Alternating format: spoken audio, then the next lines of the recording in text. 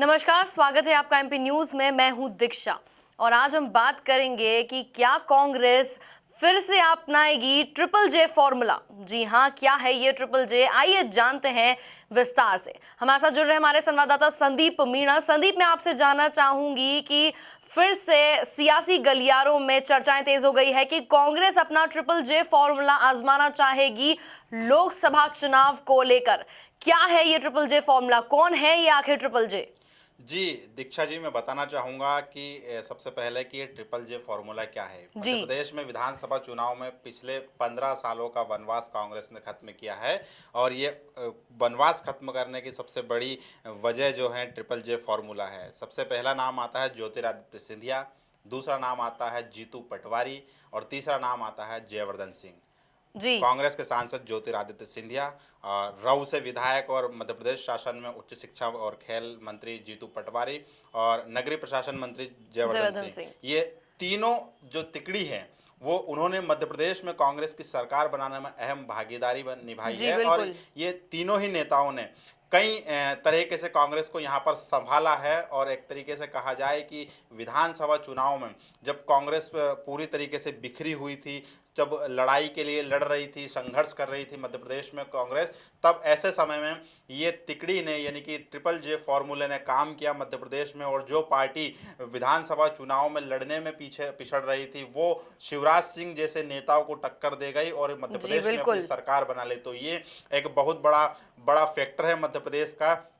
और इस ट्रिपल जे फॉर्मूले ने मध्य प्रदेश में काम किया है। तो इसके बाद ये अब जो है चर्चाओं का बाजार इसलिए भी गर्म है क्योंकि मिशन 2019 नज़दीक है और लोकसभा चुनाव है और मध्य प्रदेश में कांग्रेस की सरकार है। तो एक बार फिर राहुल गांधी की यानी कांग्रेस सुप्रीमो की कोशिश होगी कि मध्य प्रदेश में ट्रिपल जे फॉर्मूला चलाया जाए और मध्य प्रदेश की जो 29 सीट है यानी कि मिशन 29 शुरू किया है यहाँ पर ट्रिपल जे फॉर्मूले की जी। बदौलत। तो यहाँ पर कोशिश की जाएगी कि 29 सीटों में से कम 20 सीटें कांग्रेस यहाँ से निकाले। तो ऐसे में ये ट्रिपल जे फॉर्मूला मध्य प्रदेश में शुरू कर दिया है मुख्यमंत्री कमलनाथ ने और इन तीनों ही नेताओं को बड़ी जिम्मेदारी दे दी गई। एक तरफ यहाँ पर ज्योतिरादित्य सिंधिया की बात करें, वही जीतू पटवारी की बात करें या फिर जयवर्धन सिंह की बात करें, ये तीनों ही नेता मिशन 2019 में पूरी तरीके से जुट गए हैं। जी बिल्कुल, मैं आपकी इस बात से बिल्कुल सहमत हूं कि शिवराज सिंह चौहान जैसे मंत्री को, जिन्होंने 15 साल तक मध्य प्रदेश पर शासन किया है, ऐसे मंत्री को टक्कर देना कोई मामूली बात नहीं थी। पर इस ट्रिपल जे फॉर्मूले ने बहुत ही टक्कर दी है शिवराज सिंह चौहान को। मैं पूछना चाहूंगी, जिस तरह से आपने बताया कि कांग्रेस सुप्रीमो राहुल गांधी आगामी लोकसभा चुनाव के मद्देनजर जो है ट्रिपल जे फॉर्मूले को फिर से आजमा सकते हैं, तो क्या विधानसभा चुनाव में मिली जीत के बाद एक बार फिर से, क्योंकि देखिए अगर कोई सोल्यूशन एक प्रॉब्लम में काम कर रहा है इसका मतलब ये नहीं है कि वही सोल्यूशन सेम सिचुएशन में किसी और कंपनी में भी काम करेगा।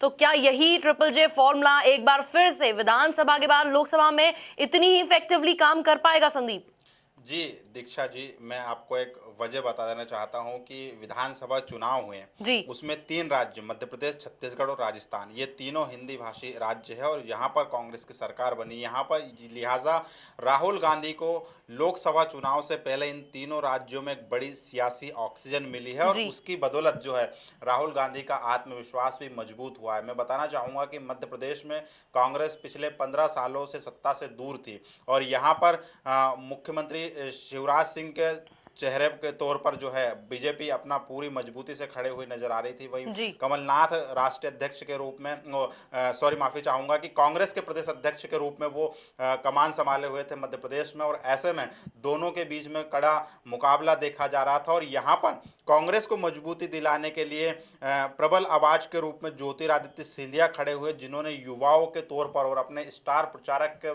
तौर पर मध्य प्रदेश में ताबड़तोड़ कई सभाएं की है। बिल्कुल। दीक्षा जी, मैं बताना चाहूंगा उसके बाद फिर बात की जाए मंत्री जीतू पटवारी की, तो एक किसान नेता बनकर वो उभरे और किसान नेता के तौर पर उन्होंने पूरे मालवा में जन जागरण यात्रा को कोने कोने पर लेकर गए। तो ऐसे में कहीं ना कहीं किसान चेहरा की बात की जाए, ज्योतिरादित्य सिंधिया स्टार प्रचारक के तौर पर बात की जाए क्योंकि वो अपने ताबड़तोड़ भाषणों की वजह से जाने जाते हैं। वहीं मध्य प्रदेश में कमलनाथ कैबिनेट में अगर सबसे युवा कोई मंत्री है तो वो है जयवर्धन सिंह। तो ऐसे में युवा कार्ड खेलते हुए जयवर्धन सिंह को आगे किया गया। तो ये जो तीनों तिकड़ियां हैं, यानी कि ट्रिपल जे जिनका बताया जा रहा है ये फॉर्मूला, ये तीनों की तिकड़ियां जो है मध्य प्रदेश में अब लोकसभा चुनाव को लेकर जुट गई है। और मैं बताना चाहूंगा कि जिस तरीके से मध्य प्रदेश में कांग्रेस बेहद कमजोर मानी जा रही थी भाजपा के सामने, ऐसे में भाजपा को शिकस्त देकर मध्य प्रदेश में कांग्रेस ने अपना सियासी वनवास खत्म किया। तो कहीं ना कहीं राहुल गांधी को ये आस है कि ये उनके पालनहार बनेंगे, ये उनकी मिशन 2019 संदीप, मैं पूछना चाहूंगी कि इन तीनों को ही कांग्रेस अपने पालनहार के रूप में क्यों देख रही है, जबकि और भी कई दिग्गज मंत्री हैं कांग्रेस में, इतने सालों से पार्टी के साथ जुड़े हुए हैं, क्यों इन तीनों पर ही कांग्रेस सुप्रीमो फोकस कर रही है या पूरी पार्टी सिर्फ इन्हीं को किस तरह से समर्थन दे रही है? जिस तरह से आपने पहले भी बात की कि इन तीनों की तिगड़ी ने जो है एकजुट किया है कांग्रेस पार्टी को, जो कि विधानसभा में कहीं ना कहीं पिछड़ रही थी बीजेपी पार्टी के सामने। तो जिस तरह से हमने पहले भी देखा है कांग्रेस में बड़ी ही गुटबाजी है, 3 मुख्य गुट हैं कांग्रेस में। तो ऐसे दौर में, या ये हमें बात पता है उसके बाद भी कांग्रेस जो है इन तीनों पर भरोसा करके इन्हें पालनहार क्यों समझ रही है? जी दीक्षा जी, मैं आपको बताना चाहता हूं कि आपके सवाल में ही इसका जवाब छुपा है। आपने बात की मध्य प्रदेश कांग्रेस में 3 गुट की, 3 गुट कमलनाथ, ज्योतिरादित्य सिंधिया और दिग्विजय सिंह, ये तीनों गुट, और तीनों गुट से एक नेता है। कमलनाथ गुट से जीतू पटवारी आते हैं, ज्योतिरादित्य सिंधिया खुद है, और दिग्विजय सिंह के गुट से अगर उनके बेटे को मान लिया जाए तो तीनों का संतुलन भी यहाँ पर है, ठीक है। और दूसरी चीज मैं बताना चाहूंगा कि तीनों नेताओं की लोकप्रियता, अगर मध्य प्रदेश के मंत्रियों की बात की जाए, नेताओं की बात की जाए मंत्रियों में, तो ये तीनों ही नेता जो है बेहद लोकप्रिय हैं। पहला राहुल गांधी से बेहद करीबी ज्योतिरादित्य सिंधिया की, वो उनके बेहद करीबी हैं, बिल्कुल करीबी होने के नाते उन्हें राष्ट्रीय महासचिव बना दिया गया। फिर उसके बाद में बारी आती है जीतू पटवारी की, तो जीतू पटवारी जो है कमलनाथ के बेहद करीबी हैं। उसके बाद में राहुल गांधी के भी करीबी हैं, और किसान नेताओं के तौर पर उन्होंने पूरे मालवा निमाड़ जो है एरिया है उसमें मध्य प्रदेश कांग्रेस की तरफ से पूरा किला लड़ाया है, और अकेले जन जागरण यात्रा के पालनहार बन के निकले थे, और यहाँ पर उन्होंने किसानों की बुलंद आवाज की थी।